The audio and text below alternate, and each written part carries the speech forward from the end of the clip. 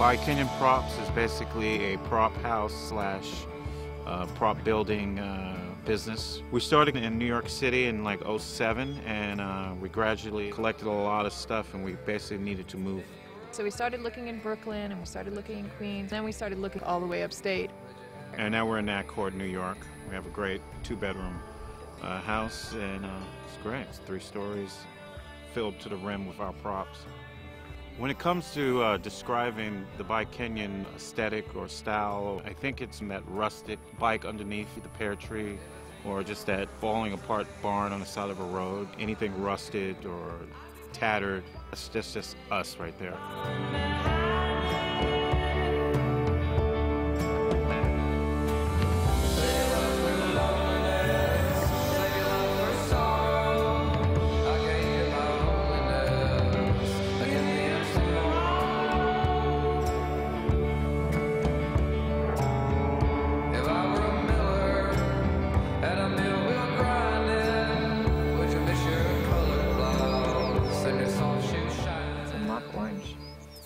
Orange? What does that mean? It smells like an orange blossom. They're really pretty. They look nice.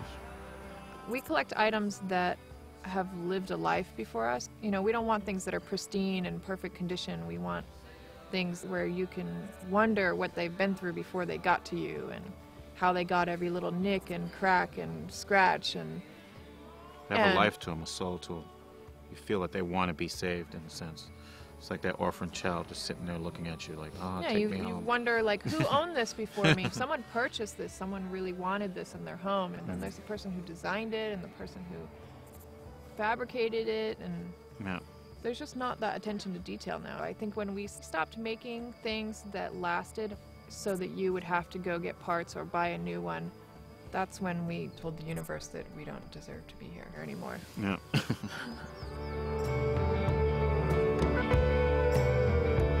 There's a term that I use a lot with the style of stuff that we do for clients. I just say wabi-sabi. What does that mean? Is that like wasabi sauce? Wabi-dabi? What that?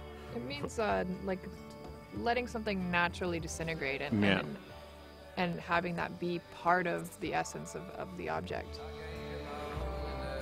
You can probably see that a lot of the things in our house are in a state of disrepair, or they're scratched, or they're scuffed, or they're, you know, disintegrating. I also build a lot of stuff using that idea. Especially when I'm doing a sidewalk sign for a client, I try to use bits and parts from all over. You know, I'll use legs from an old chair that had broken. I'll use some framing, you know, that probably was on a window. We still sand it down and maybe put like a mild amount of crackle paint. I don't like to go too heavy on that, and we make it look wabi-sabi.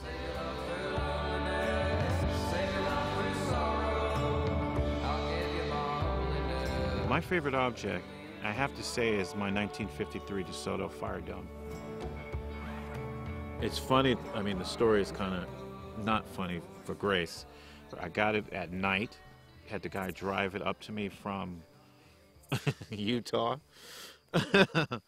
And she honestly didn't know for a good month, because I was planning it out, how to ship it, who's going to ship it, was it going to be a flatbed or a... And then it just appeared in the yard. And it runs, but it does need body work. Yeah. Like, I mean, they all But do. it's one of those things. It's a wabi-sabi piece that we have. And it's a great yard ornament. It's gonna work eventually.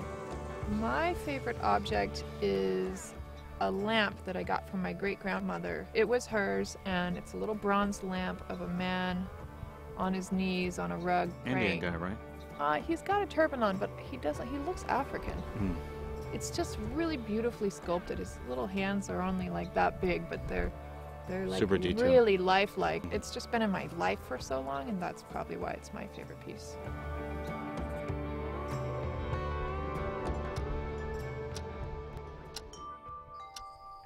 Why are people interested in things that are older or aged? It's because we've transitioned so quickly over the years that we've kind of bypassed the time when things were well made.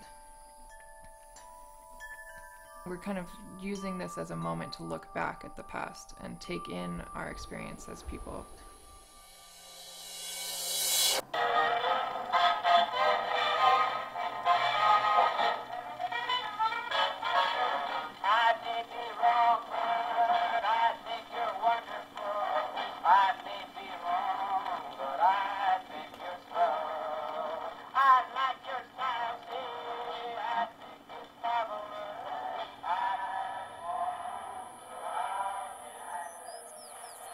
Kenyan is an enthusiast, period. You know, for me, I plan things out. I'm a meticulous planner. You know, I think things through. Notes. I take forever.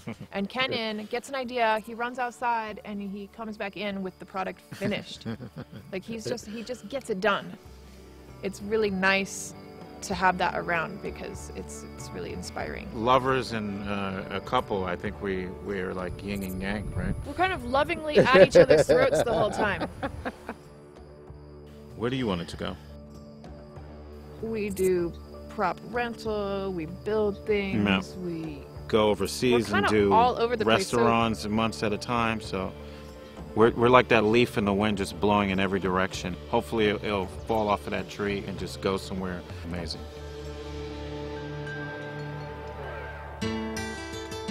Save your love through loneliness, save your love through sorrow.